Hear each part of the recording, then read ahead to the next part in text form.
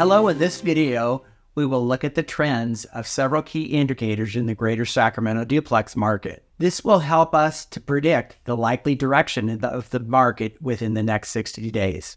We will look at local inventory trends while also considering the national economy, interest rates, and inflation as factors that will influence the direction of the local real estate market over the next 60 days. Well, no one can know exactly what will happen over the next few months. After many years of doing this type of trend analysis monthly, I have found that market changes leave evidence. Understanding these trends when it comes to buying or selling your next investment property will give you a distinct competitive advantage. For those of you that don't already know me, my name's Ron Benning.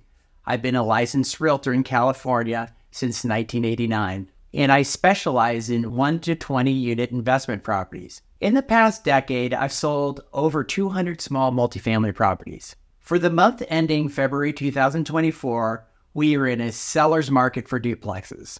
We currently have a 2.9 month supply of duplex inventory as of the last day of February. As you can see, that is down from 4.1 month supply last month. More importantly, the inventory has increased 95% since last year at this time. As we look at the relationship between active inventory, pending sales, and closed sales, we can see that the amount of closed sales has been static or even trending down a little bit for most of the last 6 months, while the long-term inventory trend has been growing over time. For clarification purposes, when I talk about interest rate trends, I will be talking about the underlying base rate for comparison purposes only. I'm not a loan officer and not offering financing.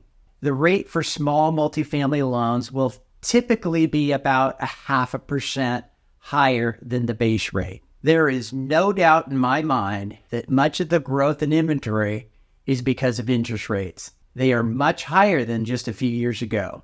If we look at the rates over the past 6 months or so, we will see that the base rate peaked in October of 2023. Now, if you look at the pending sales in the next few months that followed the peak of rates in October 2023, you will see that the pending sales started to move rapidly downward. The key takeaway here is that the effect of any significant change in interest rates is likely to be seen in the pending sales 30 to 45 days later, and for closed sales, 45 to 60 days after those changes. This last point can be seen in last month's data because despite rates trending up for most of February, we see that the sales actually went up, not down, and this is in part due to that lag effect. Also, sometimes we will see that a short-term raise in rates will get fence sitters off the fence who have been trying to time the market and who are afraid that they're going to miss out at the beginning of another rate increase. At the time I'm filming this video, currently, inflation has been coming in at about 3.1%. Inflation is the key driver of interest rates right now, so we're watching it very closely over the next few months, and this will give us a better understanding about what we can expect for rates to go up or down.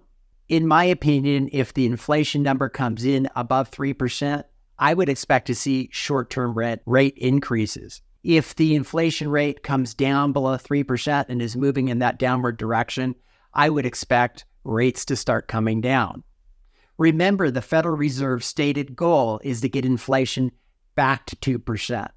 The average days on the market went up just a little bit over this last period of time. When inventory levels go up, I would be expecting to see the average days of the market going up. As inventory levels go down, we would expect to see the average days on the market going down. The average sale price as a percentage of list price is also a good indicator of whether buyer and seller expectations are matching up. The closer the gap between the average list price and the average sale price, the more in tune the buyers and sellers' expectations are. When the gap is widening, it could be a sign that the market is about to maybe have a sudden upward or downward change. You may recall if you watched last month's trend analysis, the average list price was going up and the average sale price was going down.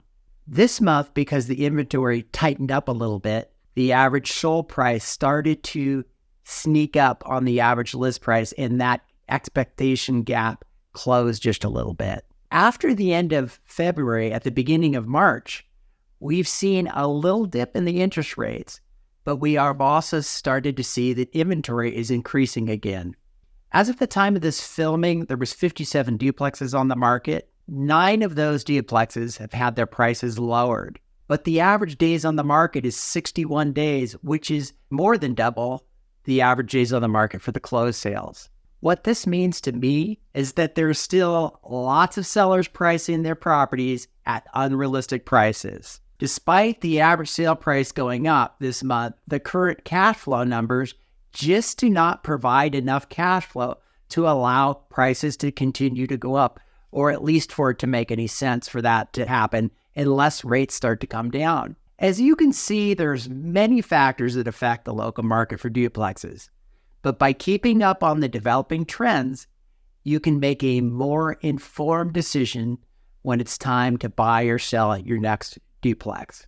If this is your first time to the channel and want to know everything about buying and selling investment properties in Sacramento, please subscribe to the channel. Whether you're planning on buying or selling in 7 days or 7 months, give me a call, a text, or an email, or schedule a Zoom call.